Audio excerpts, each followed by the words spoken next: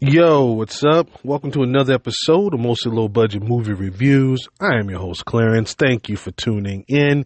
In today's episode, I reviewed a movie that was in limited release in theaters, but I just couldn't find the time to watch it. This movie is called Ash and is currently streaming on Shudder, which I highly recommend if you're into any kind of horror thriller content. I say that all the time. This one is listed as a sci-fi horror with a synopsis that appears to be somewhat of a mystery element and a twist, but I'm getting a little bit ahead of myself. What is this one about? We see this female astronaut named Raya on the floor. Now, she's waking up with what seems to be some sort of head injury. She doesn't remember where she is or how she arrived or even what happened to her. She starts to walk around the station and she sees some dead bodies of what she assumes are fellow astronauts, but she doesn't know them. She's getting these terrible flashes of carnage, but it's all fragmented and she can't quite make sense of it. The station alerts her that someone is moving around in the doorway. So she jumps this dude. His name is Brian, and he claims to know her and the crew. He states he got a distress call, but has no clue about what's going on. They start to investigate, and she keeps getting these flashbacks, more frequently and more gruesome, but still not enough to really know and piece it together. She does discover she's part of this expedition that landed on an unknown planet, trying to see if it's habitable. Apparently, there are some issues back on Earth that, they need to resolve. Brian was at the station in orbit, which explains why he wasn't there to witness what happened. They do find out there is one crew member missing, and they try, to find her. Then they get another alarm, and spoiler free, something happens and it compromises the life support. And that's where I'm going to stop, because from there, they only have a 12-hour window to figure out what happened and get back to the orbiting station. Will they solve the mystery before they have to leave? So what did the pros think? Now, they came in at a 71% on 87 reviews, with the audience at a 55% on over 100 ratings. But what did I think? First off, we got to talk about these visuals. They're really inspired and kind of trippy, dreamlike. I really like the alien design as well. It looked like something from the video game Dead Space. This reminded me a lot of the movie The Thing as well, which is an absolute masterpiece, and to me, the standard for sci-fi paranoia horror. This has some of that, as you really don't know what her deal is with these flashbacks, or, what kind of role does she play in the events that led up to everyone's demise. And this dude, is he really who he says he is, or does he know more than what he's saying? All of that was very well done. And while I did guess right about the whole situation, the why part of it was a surprise, and I was pleased at that twist in the reveal that they did there. But I do need to get to these negatives. They focus a little bit too much on style, the look of it. I mean, it had a nice soundtrack as well, which I didn't mention earlier.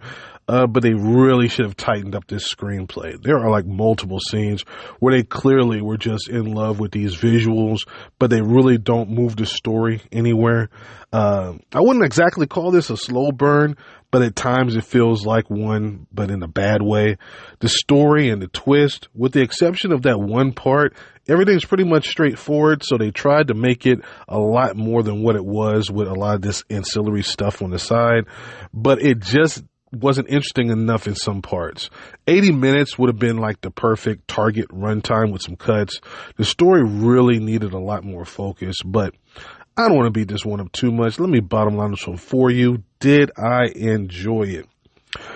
And I'm going to say, yes, I did. I would say I enjoyed it about as much as the professionals did. I would put this right at a 70% to stay consistent with the Rotten scale.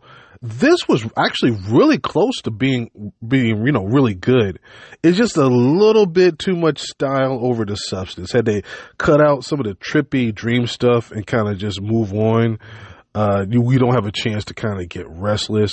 I mean, there was a lot of times where they would just keep cutting back to these flashbacks and these dream sequences, and you're like, well, okay. I mean, after a couple of them, they're cool, but after a couple, you're like, okay, I get it. Let's go on. And then they would do it again. You're like, okay, so it's another flashback. So they kind of spent a little bit too much time on that.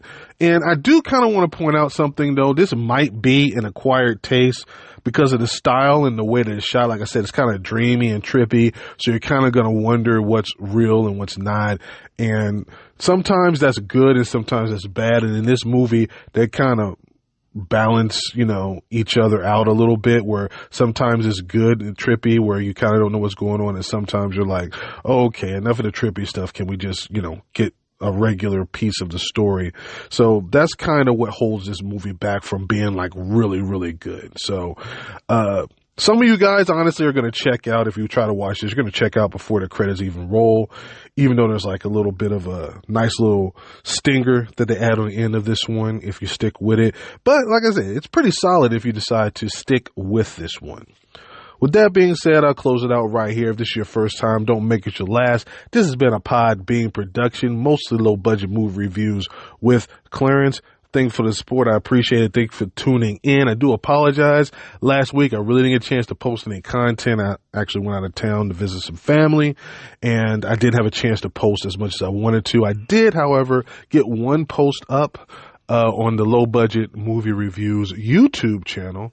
And if you haven't seen that yet, go over there and check out that review that I did. And I will be doing a lot more content coming up now that I've taken some time off. I'm all refreshed. I got all this content I need to record, got all these ideas I want to put down. So definitely you're going to be getting flooded with content soon. But like I said, go ahead and subscribe over there at Low Budget Movie Reviews on YouTube.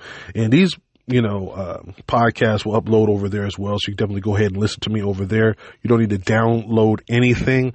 You can just watch me on YouTube. Thank you guys once again. I appreciate it. And I will see you guys next time. Peace.